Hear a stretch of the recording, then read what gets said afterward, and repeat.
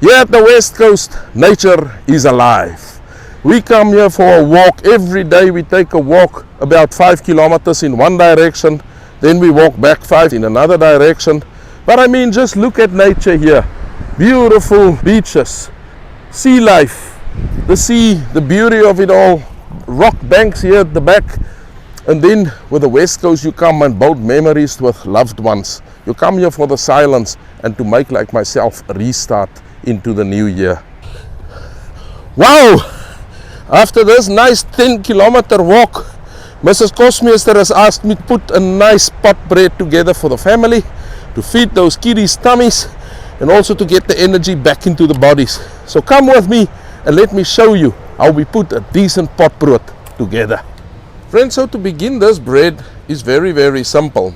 First of all, we're going to add 1/3 of a cup of sugar to 750 milliliters of tepid water. It's 3 cups, however way you want to look at it. And we stir it nicely through.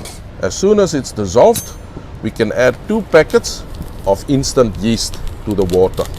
I find that baking bread in this way has brought me lots of success over the years, and for that reason I prefer to do it in this way. We will give it a light stir, and then we will wait for the yeast to make a nice thick foam on top of the water. We can add 6 cups of flour into a mixing bowl, or in my case I'm just using a black pot here at the camp. We can also add a little extra flour in this cup to use later. We will now add 15 milliliters of salt to the flour, or a nice heaped tablespoon. We can also add a 1/3 cup of olive oil to the mixture. We will use a fork and mix it all nicely together. Life is so calm and peaceful here at the West Coast. It's just one of those holidays I'm not prepared to ever give up. Friends, as we can see, the yeast has now created a nice thick foam on top of the water. We can now add this mixture little by little into the flour until all of it has been used, and mix it in with our hands or a fork. Once all the yeast is in, we can begin kneading by using some of that flour which we have set aside to make the kneading process easier. Continue kneading for about 10 minutes until you have a nice, soft and elastic dough. I have now almost used that entire cup of extra flour to get the texture to be as nice and doughy as we can see here. And it has become time to put some olive oil all around this beautiful dough and to get it to rise. We will put it in a nice warm place for about an hour, after which we will return and knead it down.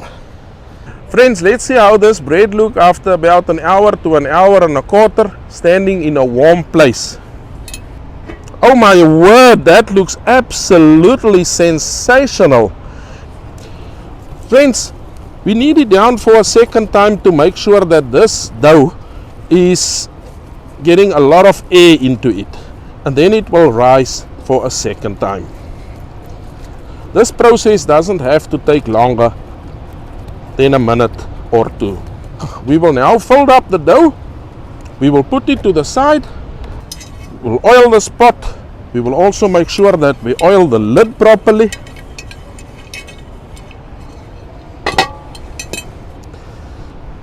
And now we will allow this beautiful bread to rise for a second time, after which we will cook it.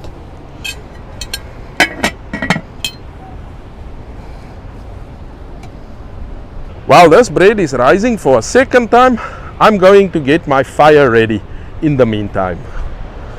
The Olifants River goes into the sea about 40 kilometers from here. And every once in a while farmers take out this old vines, which creates the most beautiful wood for making a fire. Always so wonderful to see how a fire comes alive. And today will be no different. It would be so wonderful how this fire brings us that amazing potbread. Friends, let's see how this bread looks after it's risen for the second time. Oh my word, I think that looks incredible. Just look at this bubble coming here. So active that yeast is inside this bread.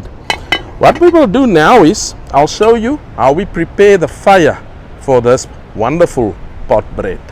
So I've put a tripod here. What's very important with pot breads is that you must use indirect heat. So not much coals directly under the pot. Only maybe 1 or 2. Most of your heat will come from around the sides. For this reason, we will now also pack the coals around the pot. As you can see, the heat will be indirect. It is actually coming from around the pot, from all sides, and it's important that you keep direct coals as far away as possible away from your pot. We can put the pot bread on top of the heat, and to ensure a nice even heat distribution, what I will do is every 15 minutes or so, I will simply turn my pot about 90 degrees at a time. As you can see, I'm also putting the fire to the side to ensure there's not too much heat directly on the pot, because a bread like this, I cannot overemphasize how easily a pot bread like this can burn. Once in a while, just make sure there's heat around your pot, and I can guarantee you in an hour or so this bread will be fantastic. We will carry on like this, and for the last 10 minutes or so we will also put some coals on top to make sure it is a nice colored bread. Friends, let's see how this bread looks. It's been 50 minutes. I think it looks absolutely stunning.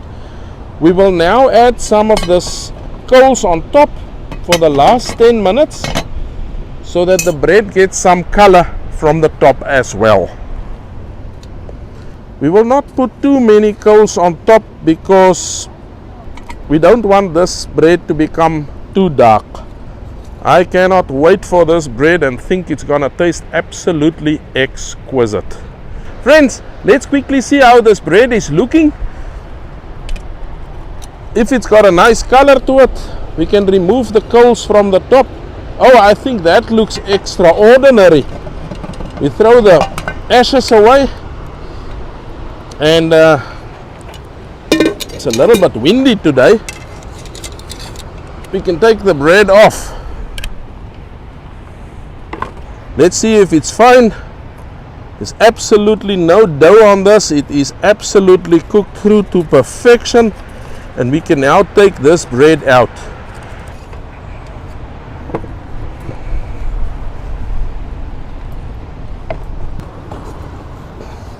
Oh, it looks absolutely beautiful.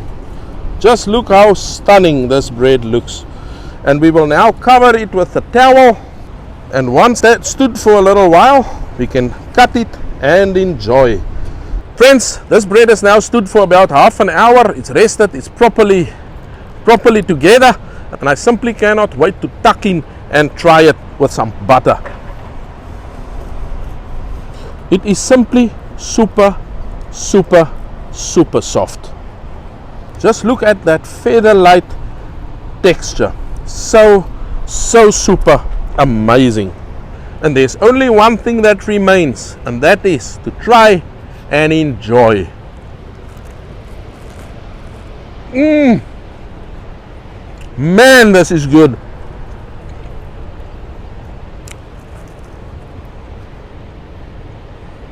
And I can confirm that this is one of the best breads I have eaten in my entire life. See you next time on Kosmeester Kortes. Goodbye.